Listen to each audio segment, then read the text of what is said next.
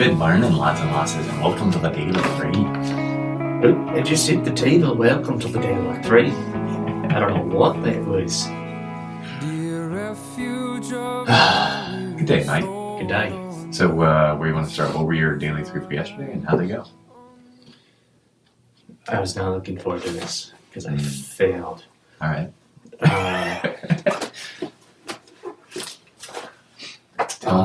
Tell me a little bit about your failure. Let's see. I did have a coaching meeting. Okay. That went good. Mm-hmm.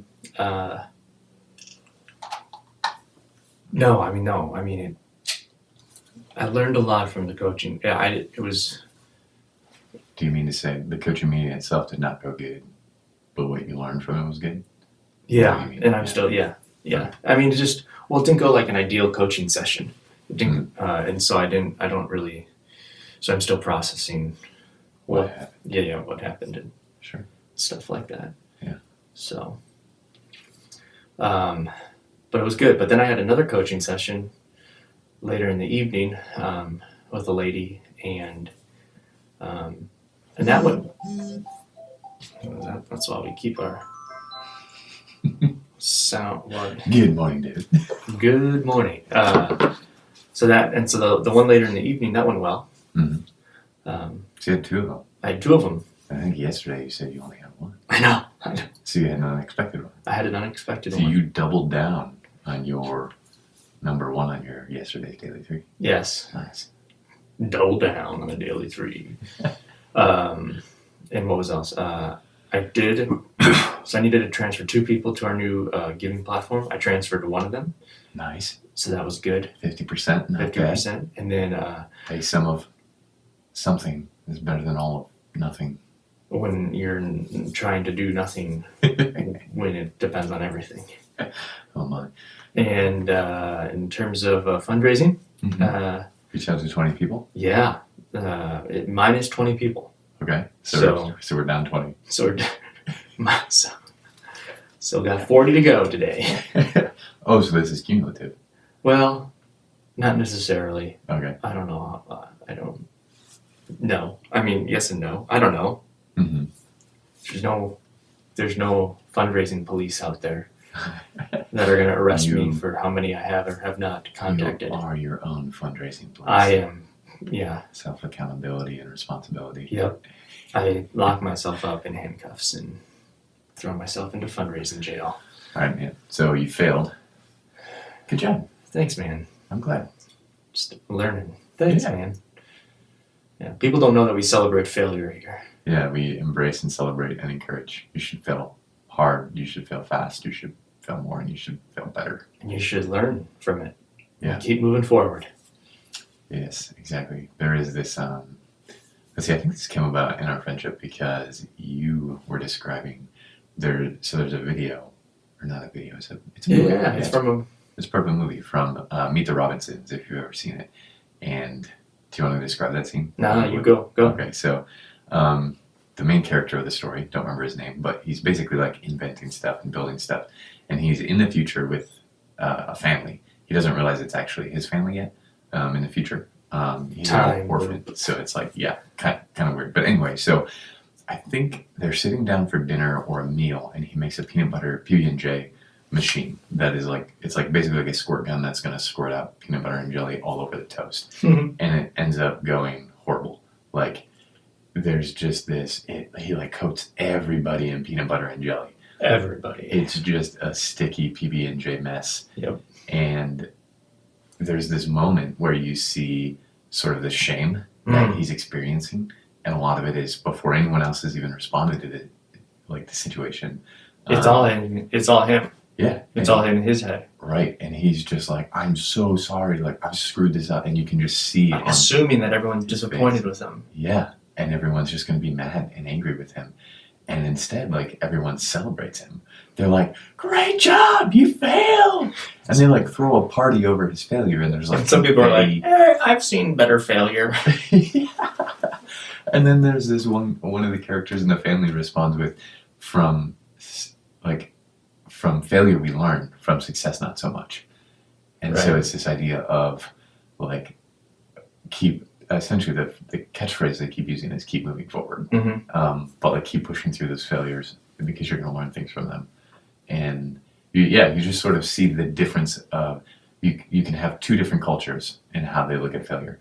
One is the shame, the disappointment, the fear-based kind of, right, performance-based. The other is the sort of innovative culture that says failure is a good thing because we found a way that it doesn't work. Now we can get on to finding the next way that it might.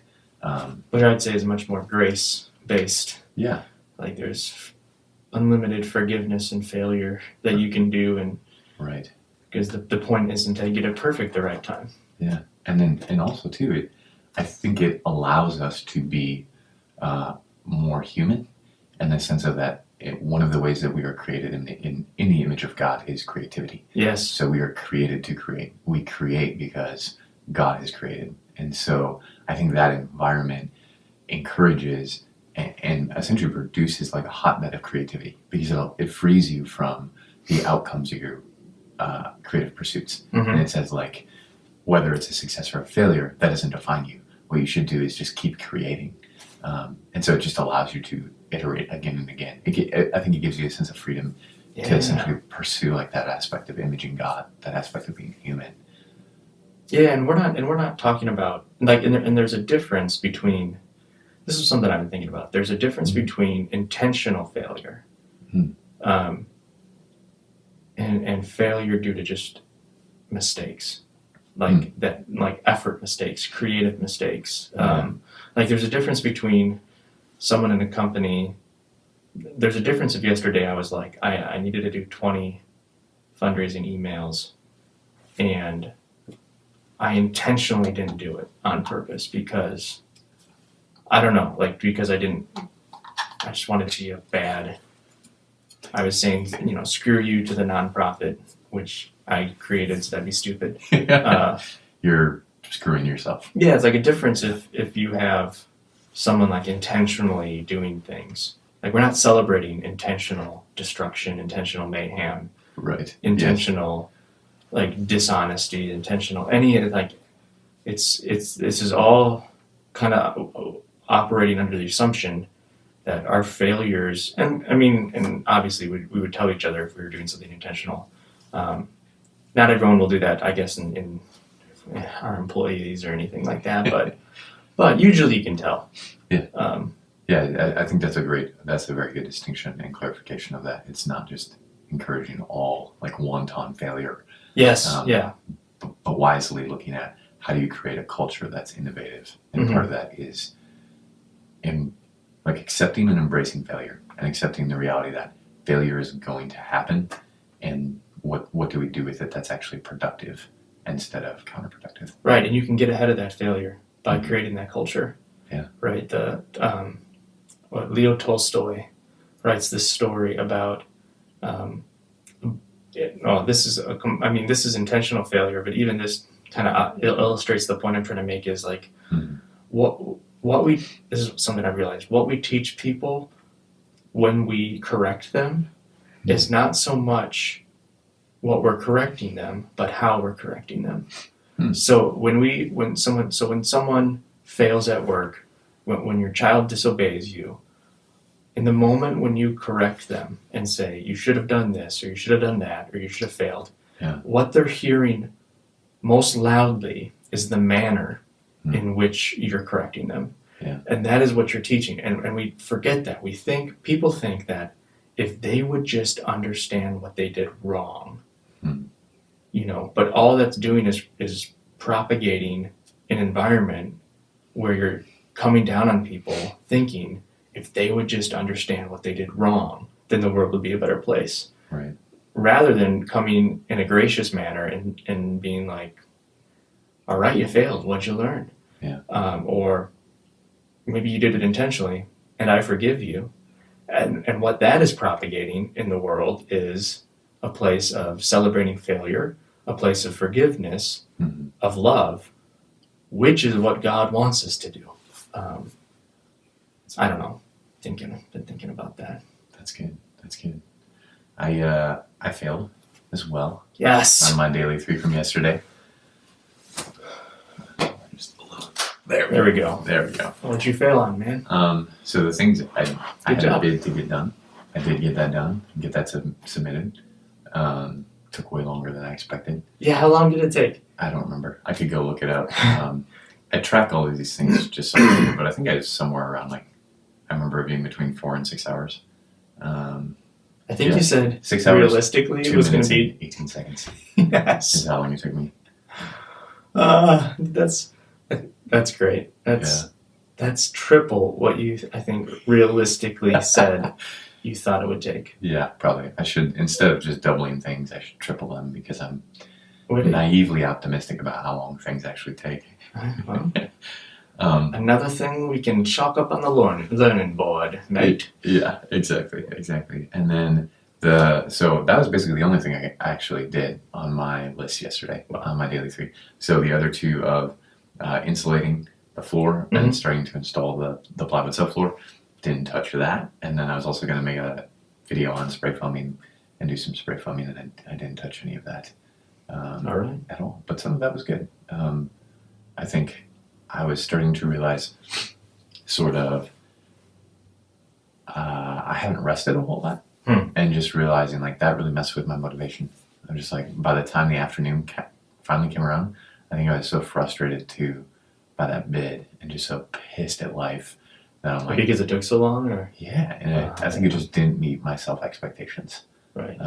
that I placed on myself and put that burden on myself, and then I was just screw it, I don't want to do any work. How did rest play into it? So I think not resting is counterproductive. Yeah, I mean, because you were burnt out, or because Yep. So I think I'm starting to get to the point where it's I haven't done anything restful or anything playful.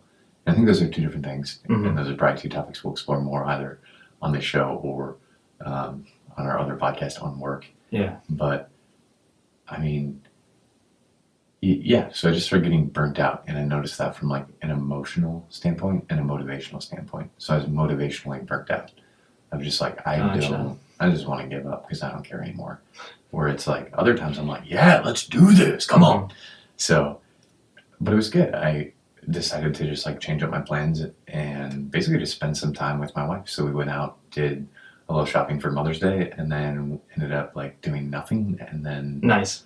Went out to dinner. So it's those were actually those were good things to not get those other things done for. Yeah.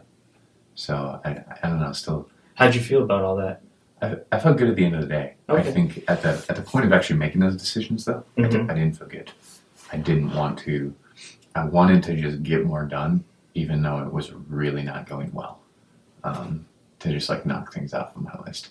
I think part of it is a desire that I have for strategic placement of things. As far as the type of jobs you're working on, or just the activity, or the or just any type of thing that seems strategic. If I do this before this and then go to this task, or as long as I'm driving over here, I might as well do this at the same time. Sort of strategically structuring or organizing my day or my work or my jobs or different things like that. Sometimes that can actually be not a good thing.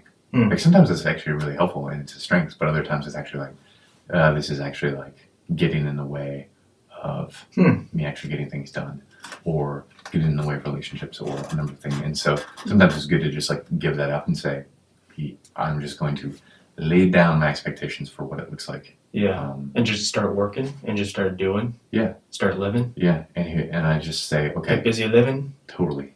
Just forget the priorities. I can't believe I'm saying this or about to say this. Forget the priorities and just do something.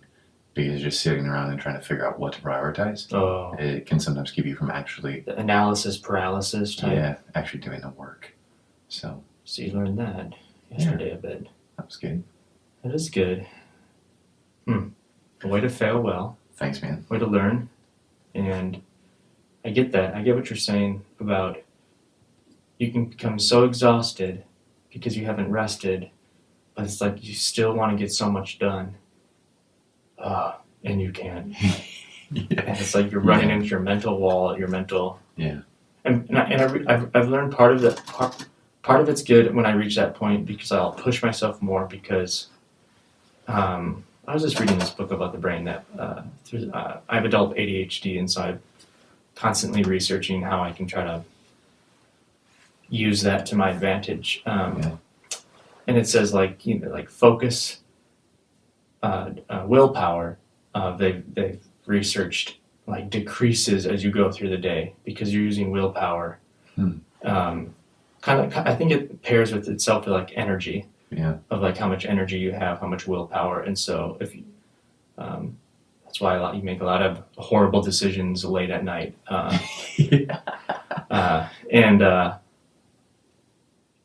And so, but it's also a muscle that can but I don't. It's not a muscle, but that's the best example or illustration I get. It's a muscle that can be stretched, can be increased. Yeah. But and you do that in those stressful situations, right? You do that when you're working out in the 9th and 10th rep or 7th and 8th rep, where you can barely do it. That's where all the work, right? And so same with our focus, same with our willpower is like in those stressful moments. That's when you're, who knows, probably creating neural pathways or deepening those valleys in your brain that are like, okay, this is worthwhile. That's good. But it still stinks when you're like, I am so tired. Certainly. But I'm going to work on this because it's still the work day and I'm going to focus and... Yeah. Or sometimes it's like, I know, right? I know like if I were to rest and come back to this work later when I am ready for it and energized, I'd probably be more productive and get more done in less time and get the right things done. And it would just be less stressful on myself and put less strain on friendships, relationships. But for whatever reason, it's like in that moment, I'm like, no, I just need to keep working. And sometimes there's a time to keep pushing. Right, yeah. We're not saying it's always one way or always the other. Right. I don't think we're saying that. Yeah, but I think, and to be honest too, like the thing I do struggle with is probably workaholism. Is just like I have a hard time ceasing from work. Yes, you ceasing do. from producing something. Yeah. Yep. Yeah. Yes, you do. Yeah. Yeah. Thanks for being honest with me. I appreciate that a lot. Yeah. It's hard. Yeah. Why do you think that is? That it's harder for you to turn off your work and have rest and play? Yeah. I don't know. Part of it might be like a family history. Just that's the way we were always doing things.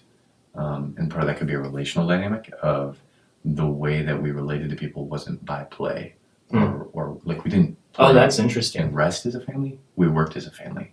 So on the weekends we were working on things together. Yeah, together. So that might be a sort of like default relational dynamic that I am used to, or that's like my default or my norm. Another thing is it could just be a false gospel that I believe. In that I believe that like what's the false good news there? Yeah, and I think at times I operate out of the true gospel of like how and where, like keeping work in its rightful place. But I think there's times where I think like, oh, I am more valuable to God or more valuable to the kingdom or more valuable to other people the more like good or output I produce. Yeah. Instead of just living in the grace that says like, no, Jesus has produced those things perfectly on my behalf. So I don't have to, I get to. And he's forgiven you for all of your shortcomings, failures, underproduction, however you want to phrase it. Yeah, I mean, essentially the false gospel in there is a works righteous gospel rather than a grace-based gospel that then motivates you to good works.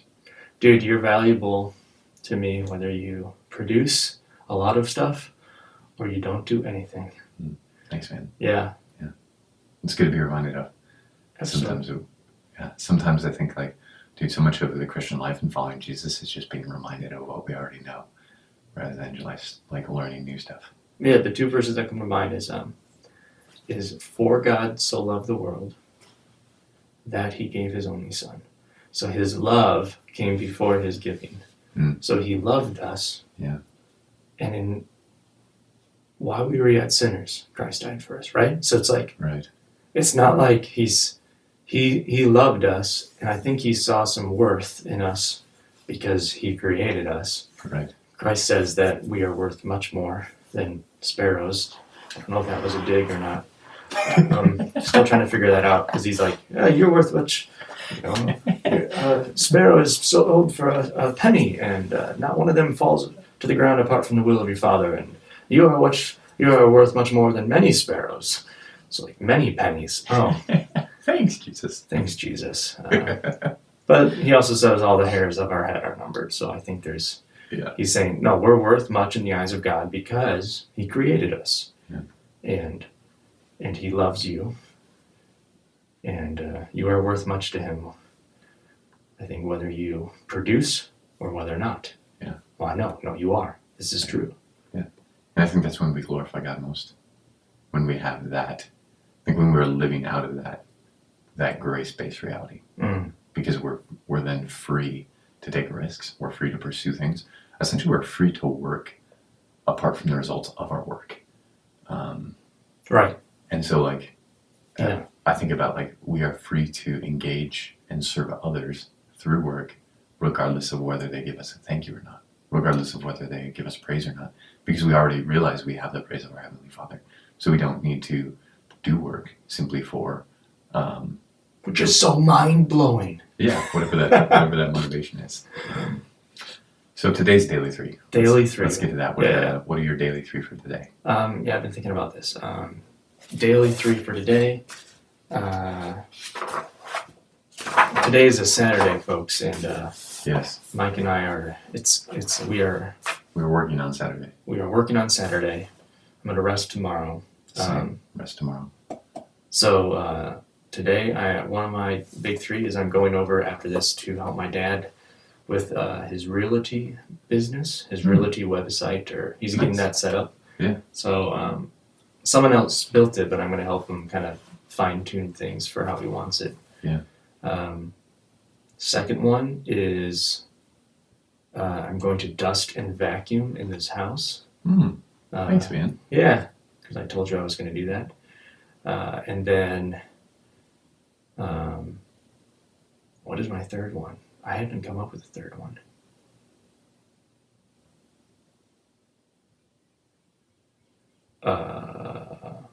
We all know what it should be. What should it be? Fundraising. Oh.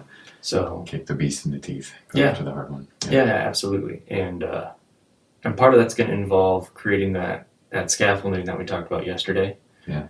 How could we get that in front of you? Yeah. Visually. Yeah. Create a little fundraising center place. Location down here where it's like I have some note cards printed where I can see truths to remind myself of, and that's right. When I go for it. So and also just knocking out and just crushing emails and phone calls and text and stuff like that. So yeah, I got a baseball bat if that would help you crush stuff. Absolutely. I'll bring you to my fundraising meetings. Really intimidate them. Oh. What are your daily three? Yeah, my daily three are I need to do some property management, property maintenance. So my wife and I, we own a duplex, and I need to go over there and mow the lawn because that is always growing. One second. I don't know if we're recording. Yeah, we're recording. Okay, good. All right. That would suck to lose all that. Yeah. All right, keep it going. So yeah, going over there, mowing lawn, trimming some bushes, and then going to the other property, which is we're basically just sitting on. It's vacant, waiting to figure out some stuff with the city, which is a whole other mess as far as permits and stuff. But and that's been like over a year long process. So got to mow there too, so I don't get a citation, and just kind of keep it looking at least halfway decent, so the neighbors are happy. Nice. Yeah, so I've got to do that, and then like a good neighbor, Mike is there.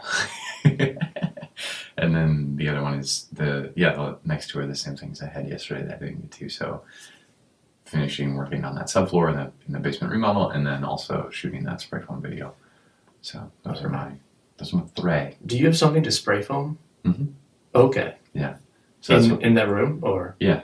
So that's why this is also an opportune moment to do it, because I'm also right. Yeah, it's like cool. I need to do this anyway, so I might as well film it while I'm doing it. So, gotcha. Yeah. All right. Any last thoughts? I don't think so. I I think that about wraps it up. Yep. We'll be back tomorrow to tell you how they went. And since tomorrow's a rest day for us too, Oh, that's right. we'll also talk about our like rest optimizer, or sort of how we, because I don't know if you are, I'll speak for myself, I'm really bad at resting. So it helps if I actually sit down and Just try to be intentional about it. plan out and schedule rest and define stuff. So we'll kind of talk through that. No, that's good. Yeah. What does rest actually look like? What is actually restful? Yeah. So, all right. All right. Write it down. Make it happen. Thanks.